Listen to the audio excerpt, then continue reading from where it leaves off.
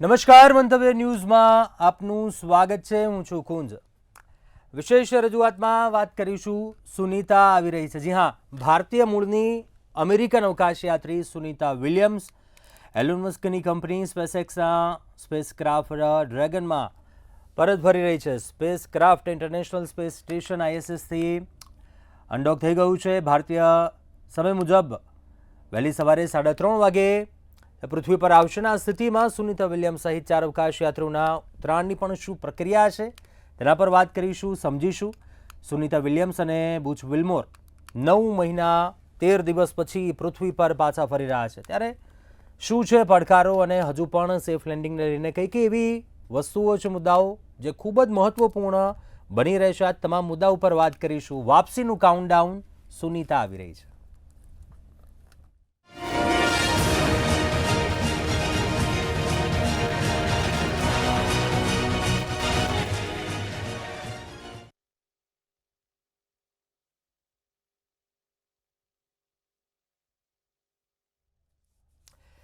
તો આ જ મુદ્દા પર ચર્ચા કરવા માટે આપણી સાથે ગેસ્ટ જોડાયા છે. આનંદભાઈ પાઠક સ્પેસ વૈજ્ઞાનિક છે અને હિરેનભાઈ ભટ્ટ પણ થોડા સમયમાં જોડાશે. સૌપ્રથમ આનંદભાઈ, આપનું સ્વાગત છે મંતવ્ય ન્યૂઝમાં. અને પહેલો પ્રશ્ન એ કરવા માંગુ છું, 285 દિવસ અંતરિક્ષમાં વિતાવવા અને હવે આખરે વાપસીનું જે કાઉન્ટડાઉન થઈ રહ્યું છે, શું પરત આવતા, પરંતુ હાલ જે શું એવું મુશ્કેલીઓ, પડકારો આપને લાગી રહ્યા હોય, કઈ રીતે જોઈ રહ્યા છો આટલા દિવસો અંતરિક્ષમાં વિતાવવા અને ત્યારબાદ એક આ ઐતિહાસિક ક્ષણ કહી શકીએ આપણે પૃથ્વી પર પરત આવી રહ્યા છે? હા, જે ખૂબ સુંદર વાત છે કે ભારતીય મૂળના અને એમાંય ખાસ કરીને ગુજરાતના દીકરી કહી શકીએ એવા સુનીતા વિલિયમ્સ આજે આટલા લાંબા સમયે પૃથ્વી ઉપર પાછા ફરે છે. એટલે ગુજરાતના માટે પણ ગૌરવ કહેવાય કે એક નારી તરીકે, ગુજરાતની નારી તરીકે એમણે આટલી બધી સફર કરી કે જે કોઈએ નથી કરી. અને આ ત્રીજી એમની અવકાશની ટ્રીપ હતી અને એની સાથે એમણે સતત ત્યાં કસરત કરી, ઘણી બધી એક્સરસાઇઝ કરી, પોતે સ્પેસ વોક પણ કર્યો અને થોડું સમારકામ પણ કર્યું ઇન્ડિયન ઇન્ટરનેશનલ સ્પેસ સ્ટેશનમાં. અને હવે એ આવી રહ્યા છે. અને આવવામાં જે પડકારમાં સૌથી પહેલો પડકાર હતો કે અનડોકિંગ. તો એ અનડોકિંગ સક્સેસફુલી થઈ ગયું છે. સ્પેસએક્સ ક્રૂ મોડ્યુલ 9 ડ્રેગન સ્પેસક્રાફ્ટનું સક્સેસફુલ અનડોકિંગ થઈ ગયું છે. એટલે કે એમાં જે ISS ઉપર જે 4 અવકાશયાત્રીઓ હતા, સુનીતા વિલિયમ્સ અને બુચ વિલ્મોર, તો આપણને ખબર છે બંને જણની કે બંને ગયા હતા, જે બંને 9 મહિનાથી ફસાયા હતા.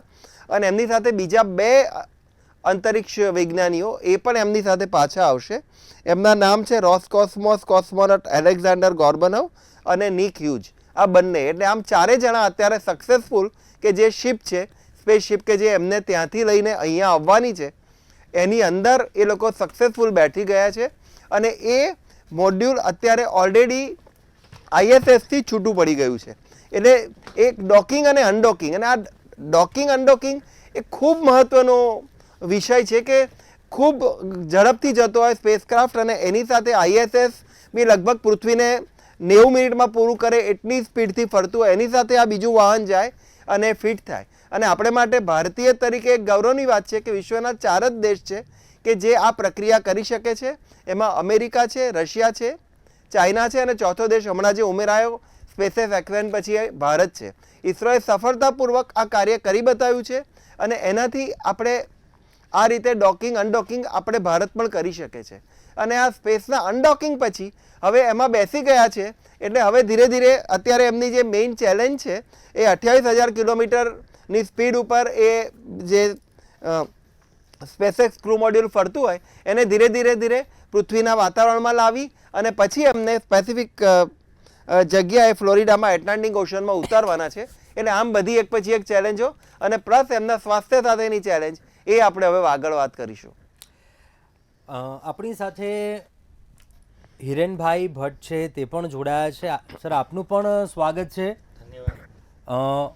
સર, આપને પ્રશ્ન કરવા માગું છું. આ પહેલાં આટલા દિવસો વીતી ગયા, તમામ લોકોના મનમાં જે એક સવાલ હતો, સરળ રીતે ક્યાંક સમજવાનો આપણે પ્રયાસ કરીએ દર્શક મિત્રોને, કે ક્રૂ 10 જે મિશન હતું આટલું લેટ કેમ થયું, આટલા દિવસ કેમ લાગી ગયા, શું એવા પડકારો રહ્યા ક્યાંક દર્શક મિત્રોને પણ સમજવાનો પ્રયાસ કરીએ તો, અને અત્યારે હાલ પાછા આવી રહ્યા છે, શું એવી મુશ્કેલીઓ ભર્યું આ મિશન રહ્યું, કઈ રીતે જણાવશો?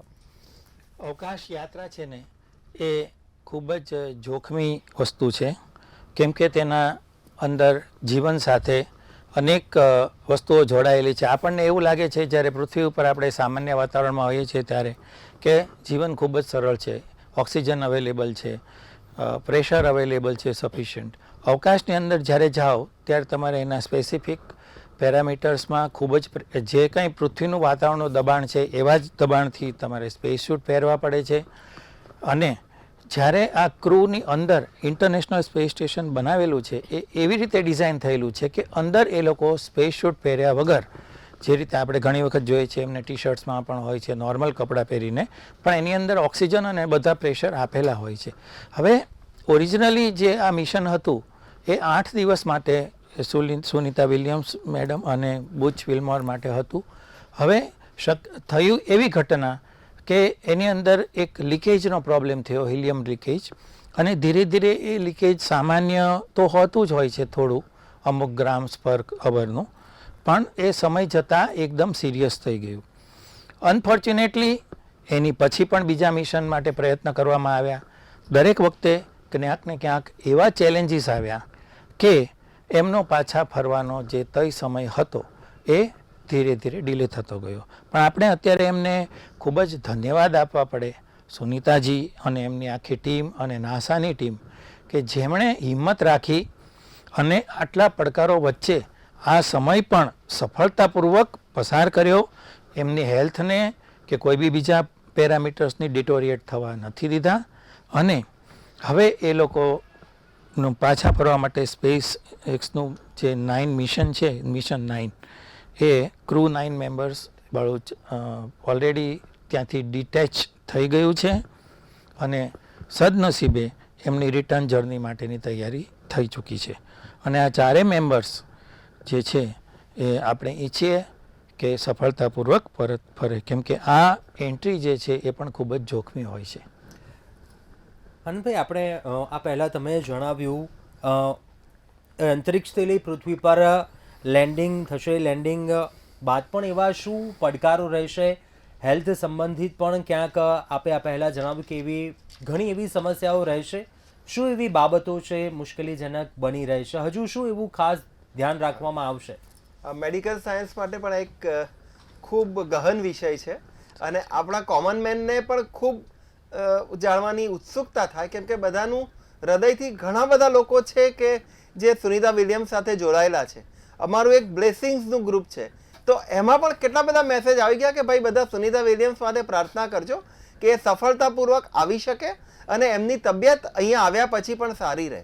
કેમ કે આમાં શું થાય છે કે તમે 9 મહિના સુધી ઝીરો ગ્રેવિટી કન્ડિશનમાં કામ કર્યું છે, એટલે તમારું હાર્ટ છે એને ઝીરો ગ્રેવિટી સાથે કામ કરવાનું, એટલે એની પર કોઈ એક્સ્ટ્રા પ્રેશર કશું આવતું નથી. એવી રીતે બીજું છે કે તમારું બ્રેઇન છે એને માટે પણ ઘણી ચેલેન્જ અહીં આવ્યા પછી ઊભી થાય કે તમે ઝીરો જીમાં કામ કર્યું છે, એટલે એની સાથે તમારા હાડકાં છે એ ઘણીવાર પોલા થઈ જાય, તમારું બ્લડ સર્ક્યુલેશનની આખી રિધમ ત્યાં બદલાઈ ગઈ, અહીં બદલાય. અને એ ઉપરાંત એક મોટો ભય એ રહ્યો છે કે તમે આટલા બધા હાઈ રેડિયેશન 400 કિલોમીટરની પૃથ્વીની ઉપરની પરિક્રમા ISS કરે, એટલે જે સતત ફરતું હોય અને એની પર ઘણા બધા સોલર એનર્જી પાર્ટિકલ આવી શકે, પછી ગેલેક્ટિક કોસ્મિક રેઝ પણ આ સુપરનોવામાંથી આવે, એવું ઘણું બધું જે આપણને બહુ માહિતી નથી કે આટલા 9 મહિનામાં કેટલું રેડિયેશન એ લોકોના શરીરમાં ગયું, અને એ રેડિયેશન લાંબા ગાળે કેન્સરમાં પણ પરિણમી શકે. એટલે આવી બધી ઘણી બધી ચિંતાઓ છે, પણ એની સામે એવું પણ છે કે ત્યાં એમને દરિયામાંથી તરત એક રિહેબિલિટેશન સેન્ટરમાં તરત લઈ જવાશે અને પૂરી મેડિકલ સાવધાની સાથે. એક ટ્રીકમાં તો જોક પણ એવી લખી છે કે એક આકાશમાંથી છૂટ્યા પણ હવે પૃથ્વી પર પાછા ફરીવાર કેદ થઈ જશે અને એમને બધા ડૉક્ટરો ખૂબ બધું ધ્યાન રાખશે ને હમણાં કોઈને હળવા મળવા પણ નહીં દે, અને ખૂબ આપણે જેમ કે ICU કે ICCU કહીએ એવામાં એમને 3-4 મહિના આ લોકો રાખી દેશે.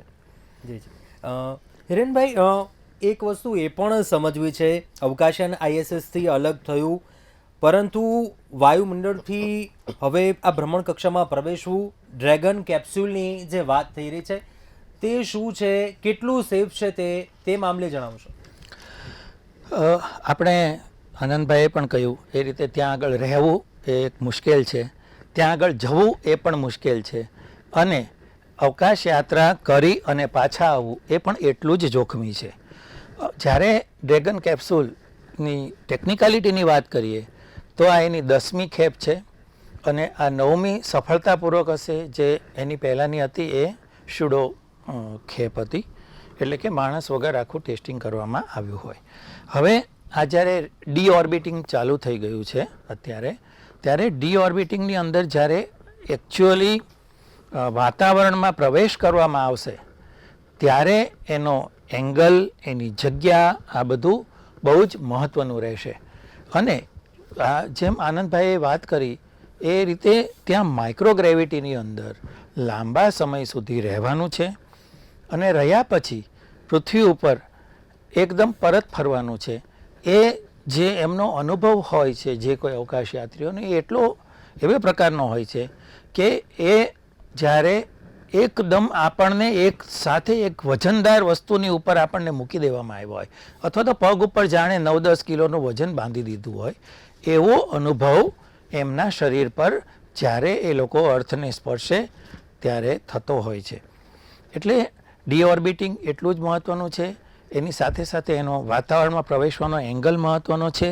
એ એંગલ જ્યારે હોય છે ત્યારે કેટલીક ટેકનિકાલિટી આપણે આગળ પણ હું કહીશ બધા વ્યુઅર્સના માટે કે શું રીઝન હોય છે. એમનું કોમ્યુનિકેશન પણ બંધ થઈ જશે.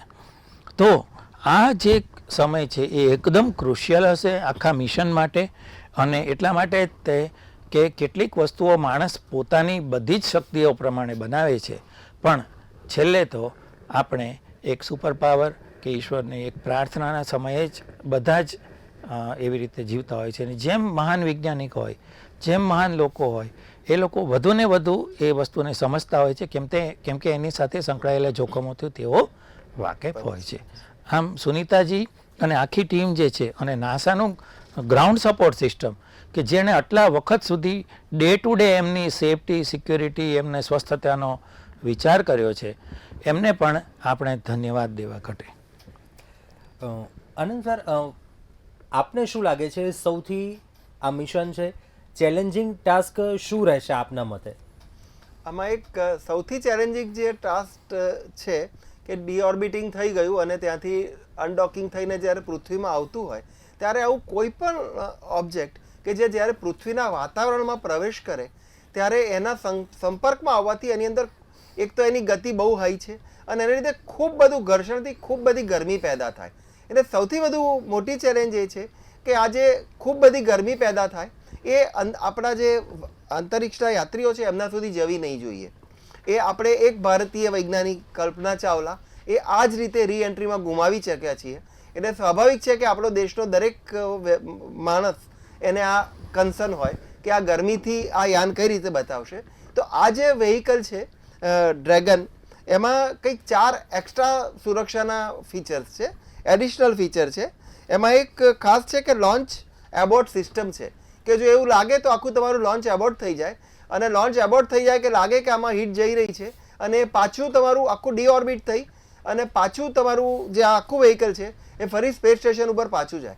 એટલે સુધીનું પ્રોવિઝન આની અંદર છે કે આજે આવવાનું પૃથ્વીથી પાછા લઈ જાય અને પાછા એમને ત્યાં સ્પેસ સ્ટેશનમાં લઈ જાય અને ફરી કોઈ બીજું મિશન કરે.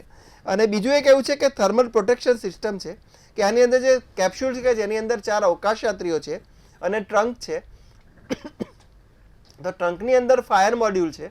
તો એ ફાયર આ અવકાશયાત્રીની કેપ્સ્યુલ સુધી ના જાય એના માટે ખાસ આઇસોલેશન રાખવામાં આવેલું છે.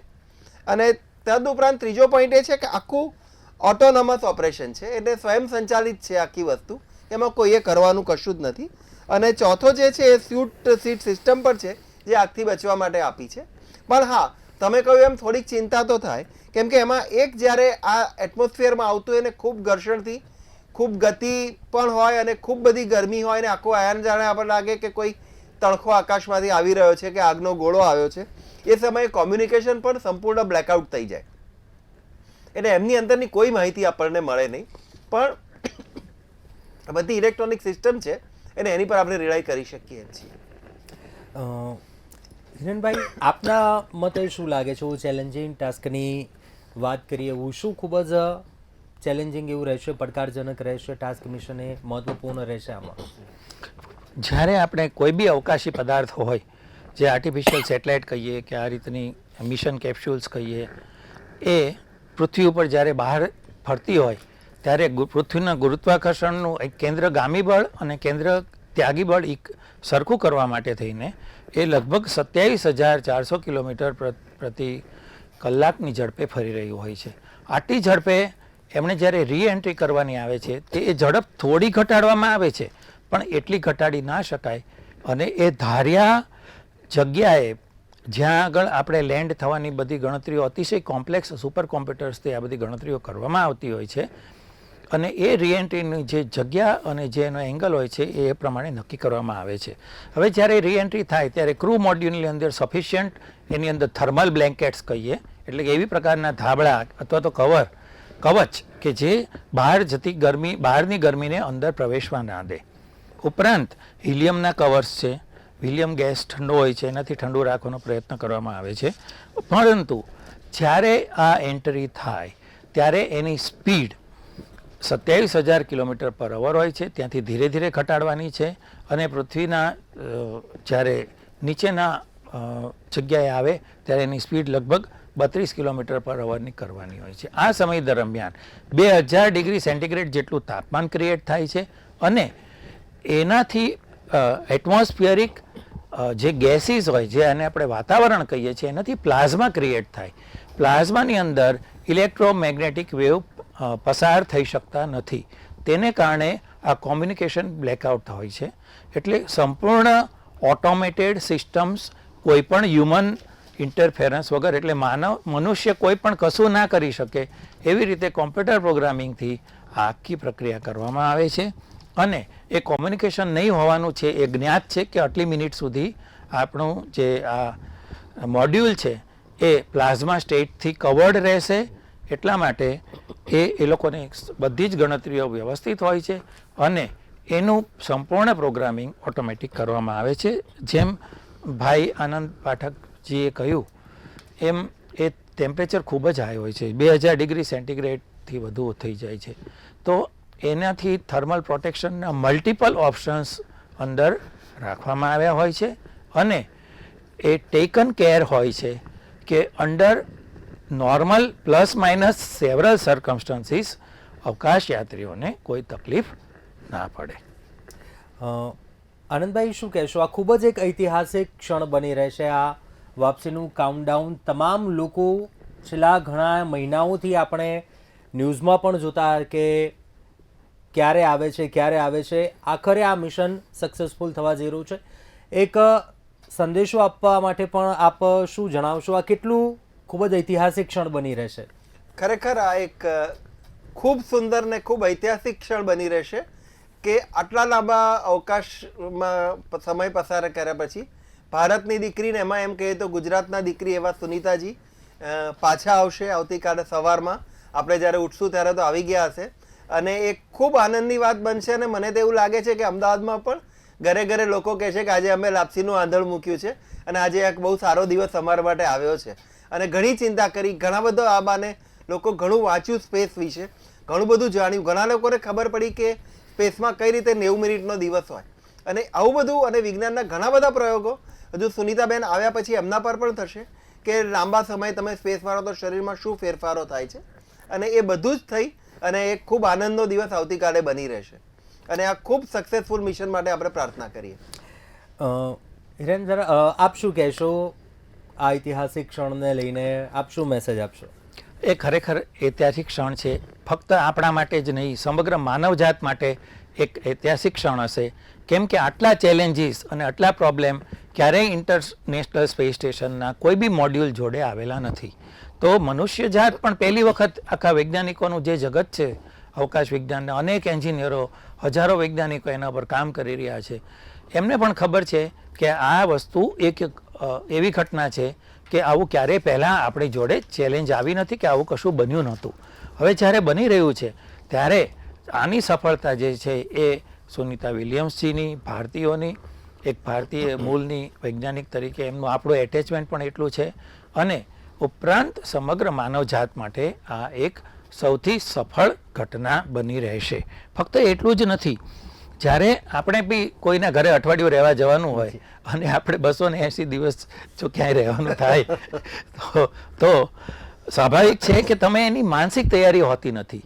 એટલા માટે હું એમને આખી ટીમને અને આ બંને વૈજ્ઞાનિકોને પર્ટિક્યુલરલી ખૂબ જ ધન્યવાદ આપીશ કે એમણે આ જે પરિસ્થિતિ છે એને ઓવરકમ કરી અને માનસિક અને શારીરિક સ્વાસ્થ્ય જાળવી અને એ લોકો પરત ફરી રહ્યા છે. એનું એક્સાઇટમેન્ટ જે હોય, તમે સુનીતાજી જ્યારે ગયા હતા ત્યારે પણ એની ખુશીને આપણા વિડીયોઝ એણે શેર કર્યા હતા અને આપણી માટે ખૂબ જ આનંદની વાત હતી મનુષ્ય જાત માટે. અને જ્યારે પરત ફરી રહ્યા હતા ત્યારે પણ એના ચહેરા ઉપર એ જ પ્રસન્નતા.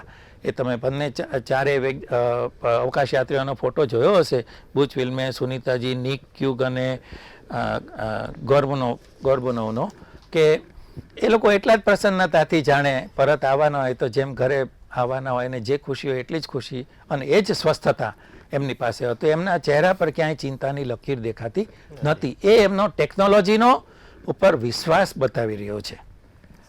ચોક્કસી સમયનો અભાવ છે, આપણે આ વાતચીત આપણે અહીં સમાપ્ત કરીશું. આનંદ સર અને હિરેન સર બંને આ ચર્ચામાં જોડો અભિપ્રાય આપ્યો, ખૂબ ખૂબ આભાર આ બંનેનો. આ એક શીખ લેવાની પણ એક વાત છે. ગમે તેવા પડકારો આવ્યા, અડગ રહેવું, મિશન સક્સેસફુલ થવું, વાપસીનું કાઉન્ટડાઉન થઈ રહ્યું છે. આશા રાખીએ તે જ ક્યાંક મિશન સક્સેસફુલ થાય અને સફળતાપૂર્વક ઉતરાણ થાય પૃથ્વી પર. અત્યારે વિશેષ રજૂઆતમાં બસ આટલું. આપ જોતા રહો મંતવ્ય ન્યૂઝ. નમસ્કાર.